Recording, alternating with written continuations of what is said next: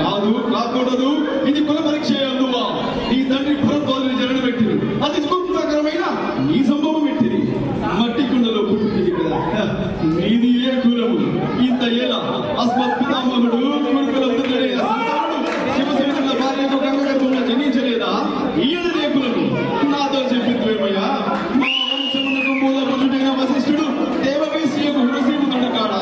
అతడు పంచమజాతి కన్యైన అరుంధతి శక్తిని ఆసక్తి చట్టాలందు పరాశరుని, ఆ పరాశరుడు పల్లబడిన వస్త్రం మా తాత వ్యాసుని, ఆ వ్యాసుడు మా పితామహుడితో మా తండ్రిని, పితామహ అంబాయితో మా పిల్లతండ్రి పాండురాజును, మా ఇంటి దాసితో మణిమూర్తుడిని విద్యకి చిత్తపడుతున్నా ఈ విద్రోధముని కలలేదా? సందర్భోసములు బట్టి క్షేత్ర బీజ ప్రాధాన్యములతో సకరమైన మా గురువంశము ఏనాడో కులహీనమైనది కాగా నేడు కులము కులము అను వ్యర్థవాదం ఎందుకు? ఓహో, ఆచార్యకు మహారాజును నిర్ణయించున్నది. అయిన మా సామ్రాజ్యంలో సస్యశ్యామలమై సంపదకరమై వెలుగొందు అంగరాజ్యమునికి ఇప్పుడే ఇతని మూర్తాభిషిక్తుని గావించుతున్నాను. సోదరా దుశ్శాసన, అనర్గళ వర్ణ శక్తికి నేను వేగముగలేము. మామా గాంధార సార్వభౌమ సురశిర మణిమయ మండిత సువర్ణ సింహాసము తిప్పికును.